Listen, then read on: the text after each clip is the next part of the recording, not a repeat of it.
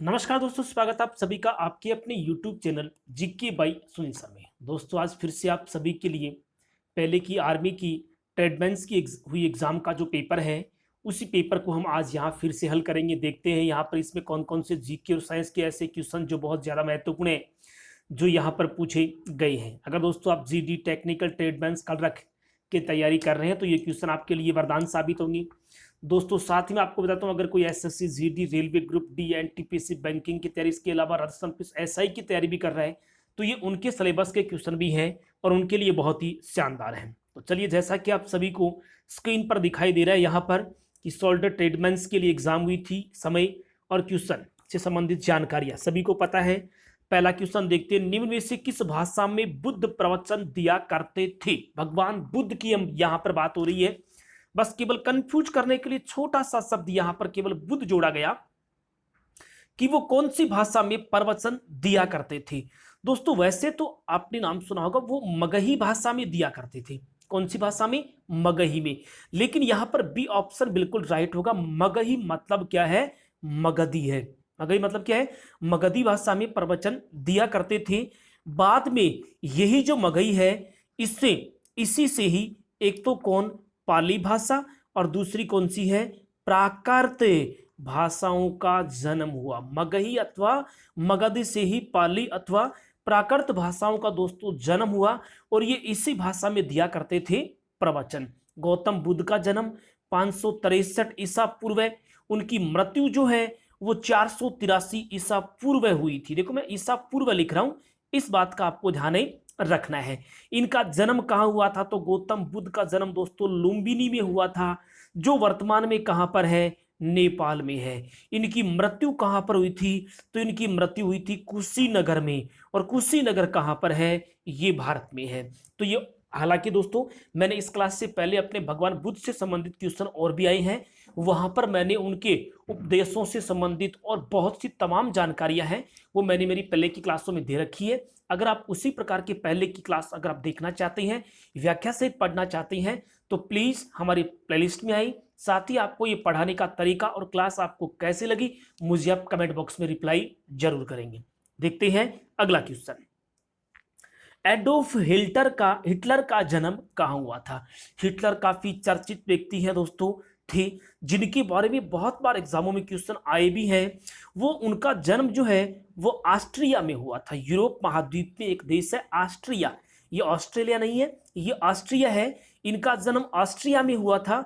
और कब हुआ था इनका जन्म दोस्तों? 20 अप्रैल 1889 को इनका जन्म हुआ था। जन्म भी पूछ जा सकता है और कहां हुआ था? तो ब्रुनो एक शहर है।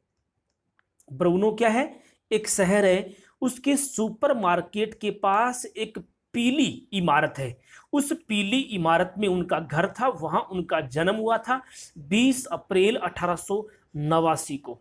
ठीक है, इसी वजह से दोस्तों वो इमारत जो है आज ऑस्ट्रिया में बहुत महत्वपूर्ण योगदान रखती है। उसके बड़े मुख्यालय, बड़े प्रशासनिक जो कार्य है वो इसी पीली इमारत में ही होते हैं। तो इनका जन्म ऑस्ट्रिया में हुआ है। दोस्तों अगर आप हमारे चैनल पे पहली बार आ रहे हैं तो प्लीज चैनल को सब्सक्राइब करना ना भूलें। साथ ही दोपहर 12 बजे ये वीडियो अपलोड हो जाएगा। प्रतिदिन दोपहर 12 बजे अपलोड होते रहेंगे। आप तो केवल पढ़ते रहें, आपकी वर्दी का सपना निश्चित रूप से साकार होगा। देखते हैं अगला क्वेश्चन। उस काल्पनिक रेखा का नाम बताइए जो पृथ्वी को दो बराबर भागों में विभाजित करती है। कि उस काल्पनिक रेखा का नाम बताना है जो पृथ्वी को दो बराबर भागों में बांटती है। जैसे कि दोस्तों आपने अपनी क्लासों में ग्लोब देखा होगा, और दोस्तों ग्लोब पर इस तरह से रेखाएं जो खींची हुई होती है, इन रेखाओं को हम अक्षांश रेखाएं कहते हैं। लेकिन देखो यहां पर पूछा बराबर भागों में बांटती है। बराबर का मतलब इसके बीचों बीच जो निकलती है वही इसको दो बराबर भागों में बांटेगी, और इसके बीचों बीच यहां से जो निकलती है उसका नाम है भूमध्य रेखा। क्या नाम है? भूमध्य रेखा। तो वह काल्पनिक रेखा, क्योंकि दोस्तों ग्लोब पर खींची गई यह जो रेखाएं होती है काल्पनिक रेखाएं होती है, पूर्व से पश्चिम होती है, या फिर ग्लोब पर ये पूरे वृत्त के समान होती है।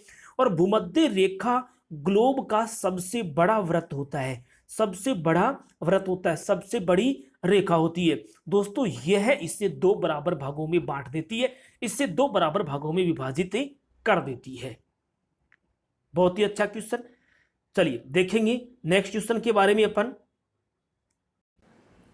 चलिए दोस्तों देखते हैं अगला क्वेश्चन। अगला क्वेश्चन दोस्तों आपके सामने है, निम्न में से जैसलमेर में कितनी वर्षा होती है। वैसे तो दोस्तों भारत में लेह और लद्दाख वाला भाग और राजस्थान के जैसलमेर वाला जो भाग है, यहां पर भारत की सबसे कम वर्षा होती है, यहां पर पूछा है।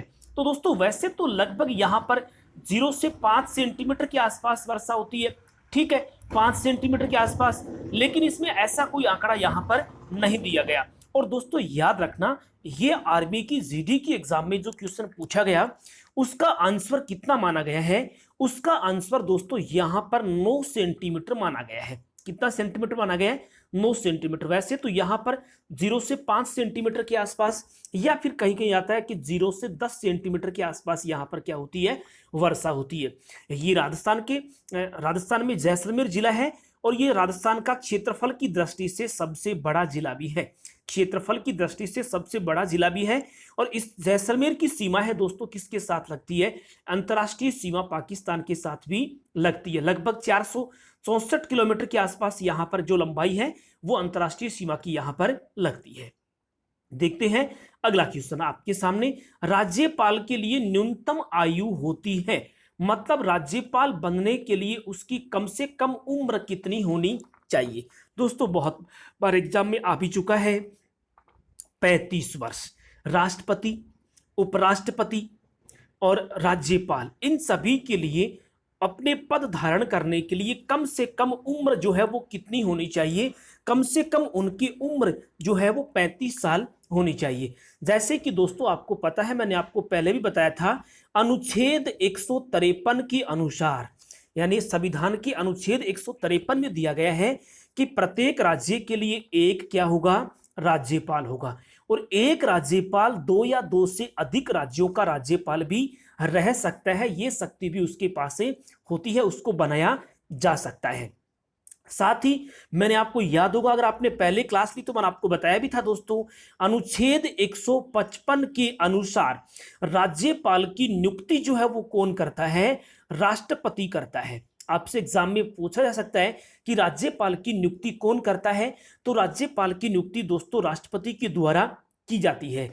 और राष्ट्रपति राज्यपाल को सामान्यतः नियुक्त तो 5 साल के लिए करता है, लेकिन दोस्तों वो समय से पहले उसे पद से हटा भी सकता है। अगर आपसे एग्जाम में क्वेश्चन पूछा जाए कि राज्यपाल को उसके पद से हटाया जा सकता है, तो कौन हटा सकता है? राष्ट्रपति राज्यपाल को उसके पद से हटा सकता है, या समय से पहले राज्यपाल अपने पद को त्याग पत्र देकर पद को छोड़ भी सकता है। ये राज्यपाल से संबंधित जानकारियां मैंने आपको पहले की क्लास में भी बहुत सारी दी हैं और आज मैंने यहां पर भी कुछ जानकारियां दी है।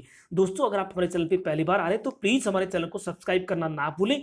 साथ ही आपको दोस्तों बेल आइकन को प्रेस कर लेना है, क्योंकि जब भी वीडियो डाला जाए आपके पास नोटिफिकेशन पहुंच जाए। नेक्स्ट क्वेश्चन, WHO का पूरा नाम क्या है? 2-3 दिन पहले भी अपनी क्लास में WHO संबंधित एक क्वेश्चन आया था, आज यहां पर इसका पूरा नाम है दोस्तों, इसका पूरा नाम होता है वर्ल्ड हेल्थ ऑर्गेनाइजेशन, विश्व स्वास्थ्य संगठन। ए आंसर यहां पर बिल्कुल क्या होगा? राइट होगा। दोस्तों आपसे एग्जाम में पूछा सकता है कि WHO की स्थापना कब हुई थी? तो WHO की स्थापना दोस्तों 7 अप्रैल 1948 को हुई थी। कब हुई थी? सन 1948 को। आपसे पूछा जा सकता है दोस्तों कि WHO का मुख्यालय कहां पर स्थित है? तो इनका मुख्यालय है जिनेवा में। कहां पर स्थित है? जिनेवा में। और जिनेवा कहां पर स्थित है? तो दोस्तों यह स्विट्जरलैंड में स्थित है। कहां पर स्थित है? स्विट्जरलैंड में स्थित है। यह भी एग्जाम में पूछा सकता है कि स्विट्जरलैंड के कौन से शहर में स्थित है? तो जिनेवा में स्थित है। WHO का पूरा नाम, स्थापना कब हुई है? क्या दोस्तों आपको पता है? बहुत ही शानदार बात है। देखिए, एक हम बात करते हैं कि इसके महानिदेशक कौन है। WHO के महानिदेशक कौन है? ये हालांकि मैं पहले भी आपको बता चुका हूं, लेकिन आज फिर से आपको बता देता हूं कि WHO का जो महानिदेशक है, अध्यक्ष जो वर्तमान में है, वो है टेड्रोस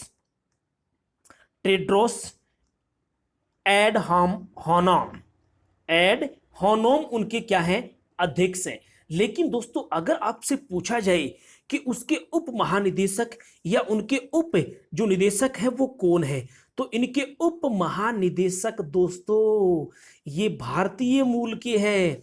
ये भारत की है। वर्तमान में WHO के उप महानिदेशक कौन है, तो भारतीय मूल के एक व्यक्ति हैं जिनका नाम है सौम्या स्वामीनाथन। क्या नाम है? सौम्या। दोबारा लिख रहा हूं, उप महानिदेशक जिसको आप कहते हो उप महानिदेशक, WHO की वर्तमान उप महानिदेशक कौन है, तो वो है कौन? सौम्या स्वामीनाथन। स्वामीनाथन जो है यह है इसकी क्या है, इसकी WHO की वर्तमान उपाध्यक्ष है। वर्तमान में WHO के 194 देश सदस्य हैं। इतनी जानकारियां बहुत है दोस्तों, और भी अगर जानकारी लेंगे तो आप अगर मेरे से जुड़े रहेंगे तो ऐसे ही क्वेश्चन यहां पर आते रहेंगे और आपको और भरपूर जानकारियां मिलती रहेंगी।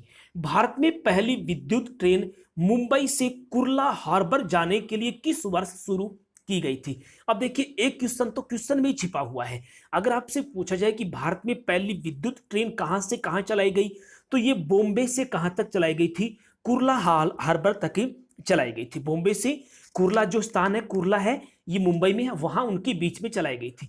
कब चलाई गई थी दोस्तों? याद रखना ये 1925 में चलाई गई थी।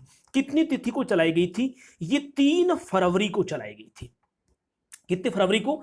3 फरवरी 1925 को बॉम्बे विट्टी से कुर्ला हार्बर के बीच चली थी। ये तो विद्युत ट्रेन की बात हो रही है दोस्तों, ये तो विद्युत ट्रेन की बात हो रही है। अगर आपसे एग्जाम में पूछ जाए कि भारत में रेलवे की शुरुआत कब हुई, तो भारत में पहली रेल दोस्तों 1853 ईस्वी में चली थी।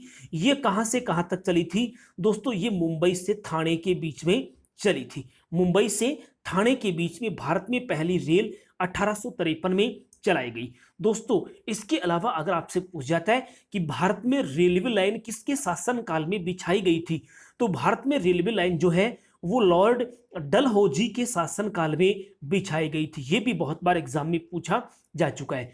दोस्तों अगर आप बात करें कि विश्व में पहली रेल कब चली थी, विश्व में पहली रेलें कब चली थी, तो विश्व में पहली रेल 27 सितंबर 1825 ईस्वी को चली थी। किससे किसके बीच में? ये लंदन में चली थी। और लंदन में शहर है उनका एक, कौन सा शहर, जिसका नाम है, उनका शहर का नाम है ये डार्लिंगटन नामक स्थान से चली थी। और किसके बीच में? ये लंदन के स्टॉकहोम जो स्थान है उनके बीच में सबसे पहले 27 सितंबर 1825 को चली थी और लगभग 37 मील की दूरी तय करी थी। कितने मील की दूरी? 37 मील की दूरी। तो ये दुनिया में सबसे पहले रेल के बारे में जानकारी। देखते हैं अगला क्वेश्चन। निम्नलिखित में से कौन सा मिसाइल सतह से हवा तक हमला नहीं कर सकता है? अब दोस्तों देखो, नहीं कर सकता है कि इनमें से कौन सी मिसाइल है जो सतह से हवा तक हमला नहीं कर सकती? ये दोस्तों क्वेश्चन यहां पर थोड़ा सा गलत टाइपिंग मिस्टेक हो गया यहां पर। वैसे तो अपन ये कह सकते हैं कि आकाश, त्रिशूल और पृथ्वी ये तीनों मिसाइल हैं और तीनों ही मिसाइल दोस्तों सतह से हवा में मार कर सकती है, इसलिए इसमें कोई ऑप्शन दिया नहीं है। इसमें से अगर यहां ये देखो, इनमें से कोई नहीं दिया हुआ है, ये बात गलत है। इनमें से कोई नहीं, क्यों नहीं? क्योंकि तीनों वार करने वाली हैं, इसलिए ये क्वेश्चन गलत है। ये तीनों ही क्या करती हैं? सतह से हवा में हमला करने वाली मिसाइल है। देखते हैं अगला क्वेश्चन। निम्नलिखित भाषाओं में से कौन सी भाषा सबसे अधिक व्यक्तियों के द्वारा बोली जाती है? कौन सी? देखो, अंग्रेजी, चीनी, हिंदी और रूसी। क्योंकि दोस्तों दुनिया में सबसे ज्यादा जनसंख्या जो है वो कौन से देश में है? चीन देश में है। इसका मतलब दिए गए ऑप्शन में सबसे ज्यादा भाषा बोलने वाले लोग कौन होंगे? चाइनीज लोग ही होंगे, चीनी भाषा ही होगी। क्यों नहीं होगी? क्योंकि इनकी जनसंख्या दुनिया में सबसे ज्यादा है, इसलिए इस भाषा को बोलने वाले लोगों की संख्या भी क्या होगी? ज्यादा होगी। इसलिए यहां पर बी ऑप्शन होगा। चीन में बोली जाने वाली भाषा एक मंडारिन भाषा है, मंडारिन। ये भी आप याद रखना, इसे मंडारिन भाषा कहा जाता है। और दुनिया में सबसे ज्यादा बोली जाने वाली भाषा कौन सी है? मंडारिन है। देखते हैं अगला क्वेश्चन। दोस्तों अगर आप इसी प्रकार के क्वेश्चन व्याख्या सहित पढ़ना चाहते हैं और शानदार शानदार क्वेश्चन पढ़ना चाहते हैं तो आप मेरी प्लेलिस्ट में पढ़ सकते हैं, वहां आपको बहुत ही शानदार क्वेश्चन मिलेंगे। और दोस्तों आपसे रिक्वेस्ट करूंगा कि आप अगर मेरे लिए कर सकते हैं तो प्लीज केवल इतना कर दीजिए कि आप अपनी तैयारी करने वाले एक एक दोस्त के पास शेयर कर दें। जो दोस्त तैयारी करने वाला हो उस दोस्त के पास आप शेयर कर दें। आपको एक्स्ट्रा किसी के पास शेयर करने की आवश्यकता नहीं है। प्रतिदिन एक आदमी जो भी वीडियो देख रहा है उस भाई से मैं विनम्र निवेदन करता हूं कि प्लीज आप अपने तैयारी करने वाले दोस्त को अपने इस वीडियो को शेयर कर दिया करो, क्या पता ये किसी की जिंदगी को बदल सकता है। क्वेश्चन देखिए, बुकर पुरस्कार किस लिए दिया जाता है? दोस्तों बुकर पुरस्कार का नाम आता है मैन बुकर पुरस्कार। ये बस एक ही वही बात है, मैन बुकर पुरस्कार। ये दोस्तों साहित्य के क्षेत्र में दिया जाता है।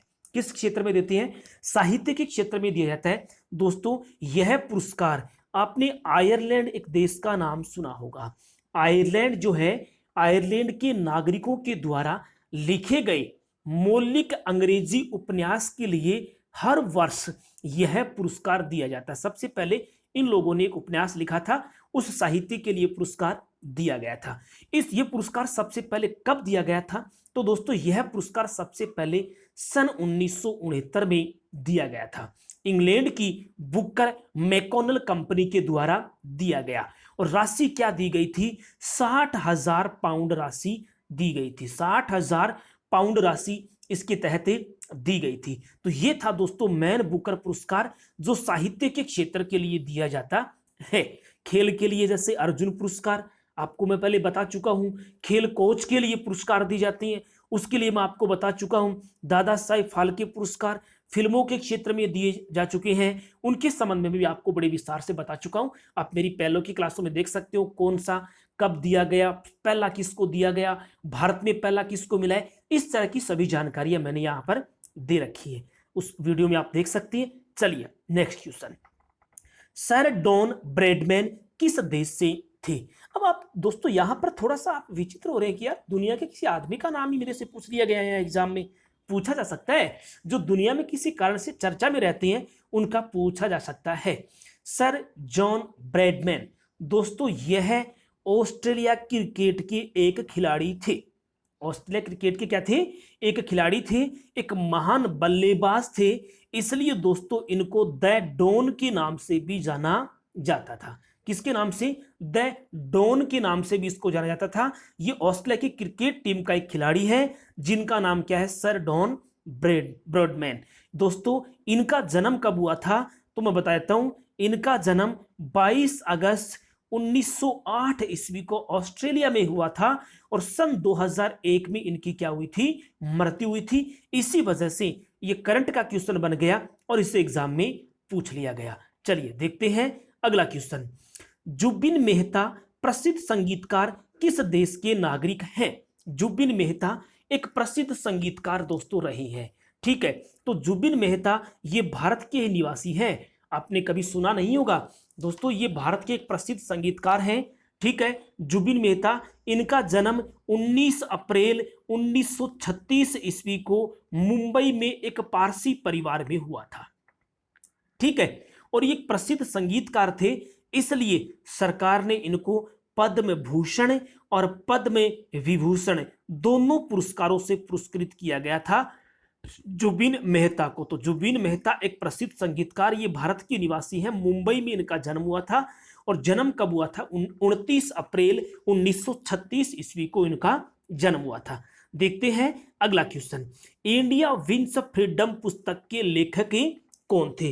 इंडिया विंस फ्रीडम पुस्तक जो है यह दोस्तों एक प्रसिद्ध स्वतंत्रता सेनानी मौलाना अब्दुल कलाम आजाद के द्वारा लिखी गई थी।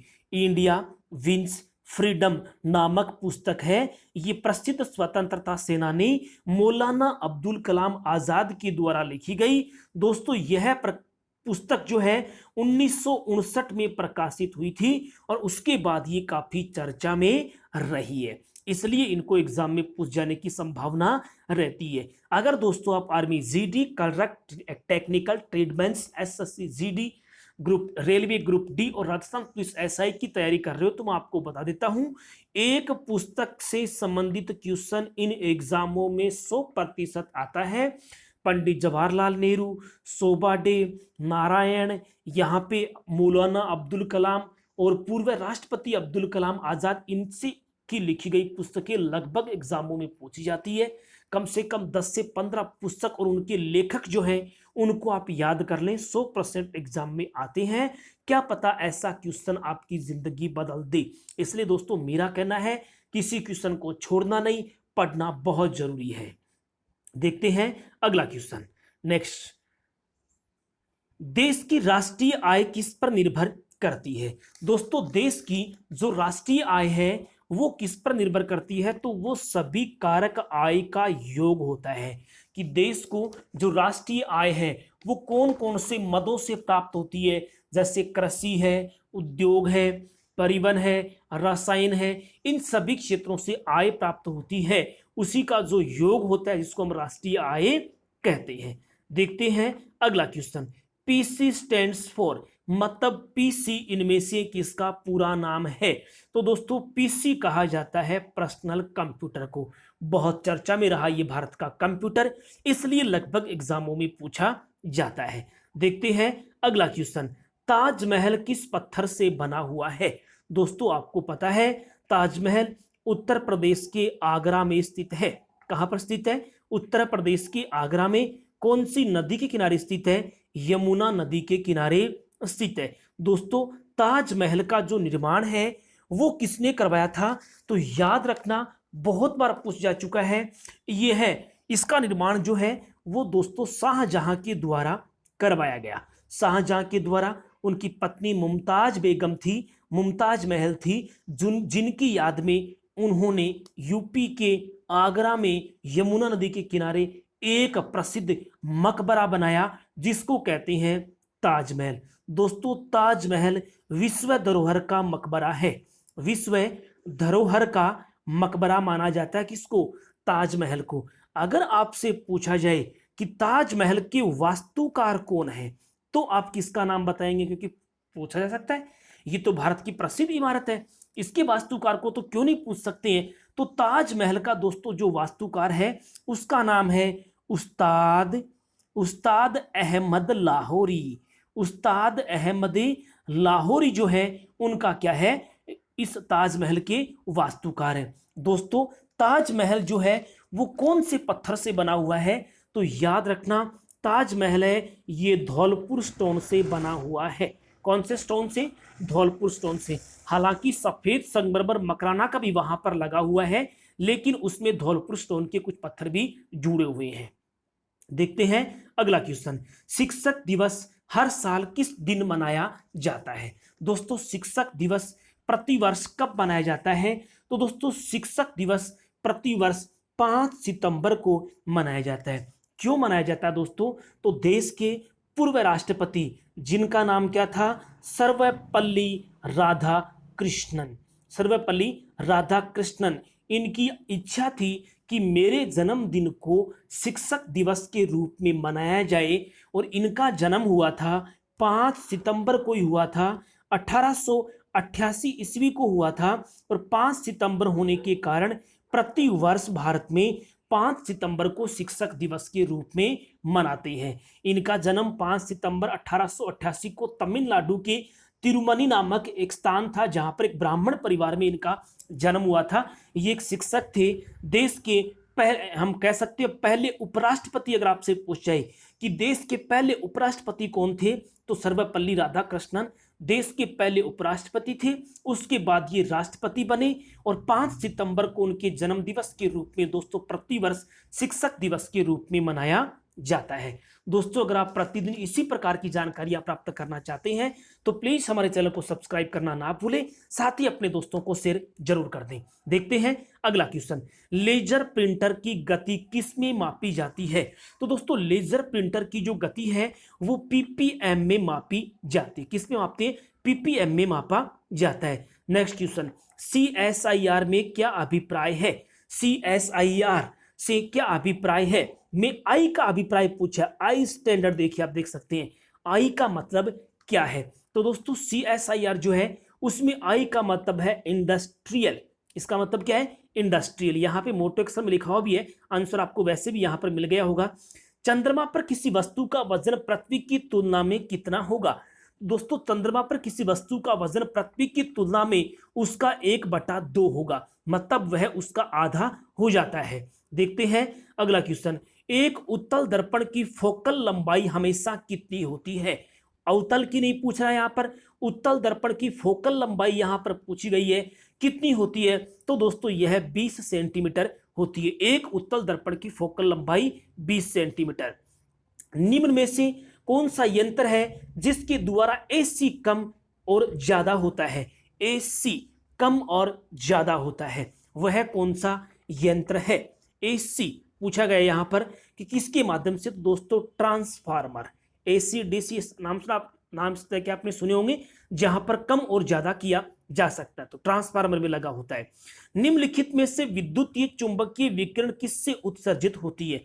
इनमें से किस में से विद्युतीय चुंबकीय जो विकिरण है वो उत्सर्जित होती है? तो दोस्तों वह एक्सरे से उत्पन्न होती है, एक्सरे से उत्पन्न होती है। देखते हैं अगला क्वेश्चन, लेजर का आविष्कार किसने किया था? तो दोस्तों लेजर का आविष्कार है वो टी.एच. मेनन के द्वारा किया गया। एक जीडी टेक्निकल ट्रेडमैन और क्लर्क की एग्जाम में एक आविष्कार दोस्तों 100% पूछते हैं, इसलिए यहां पर लेजर का आविष्कार पूछा गया है टी.एच. मेनन। एक इलेक्ट्रॉन का द्रव्यमान कितना होता है? एक इलेक्ट्रॉन का द्रव्यमान कितना होता है? तो दोस्तों एक इलेक्ट्रॉन का द्रव्यमान 9.1 10⁻⁸ ग्राम होता है। यह एक इलेक्ट्रॉन का क्या होता है? द्रव्यमान होता है। परमाणु रिएक्टर में कौन सा ईंधन इस्तेमाल किया जाता है? परमाणु रिएक्टर में दोस्तों U-235 जो है ईंधन इस्तेमाल किया जाता है। बहुत शानदार क्वेश्चन है, शायद आपको पहली बार पढ़ने को मिल रहा है। सूखी बर्फ से बनती है कौन सी गैस बनती है? सूखी बर्फ से कौन सी गैस बनती है? तो दोस्तों उससे बनती है कार्बन डाइऑक्साइड। कार्बन डाइऑक्साइड सूखी बर्फ से बनती है। और आज की क्लास का दोस्तों अंतिम क्वेश्चन है, किस कारण से सूर्य की ऊष्मा कभी खत्म नहीं हो सकती? इसमें से कौन सा कारण है जिसकी वजह से सूर्य की ऊष्मा कभी खत्म नहीं हो सकती? तो वह है उसका परमाणु संलयन। परमाणु संलयन की क्रिया की वजह से उनकी ऊष्मा कभी खत्म नहीं होती। दोस्तों आज के क्वेश्चन आपको कैसा लगे, प्लीज आप सभी से रिक्वेस्ट है मुझे कमेंट करके आप जरूर बताएं। कैसा सुधार करना है वो भी आप मुझे जरूर बताएं। अगर आप हमारे चैनल पे पहली बार आए तो प्लीज हमारे चैनल को सब्सक्राइब करना ना भूलें, साथ ही अपने दोस्तों को शेयर कर दें, लाइक कर दें। दोस्तों आज के लिए सिर्फ इतना ही। आप सभी का बहुत बहुत धन्यवाद। Thank you. जय हिंद, जय भारत।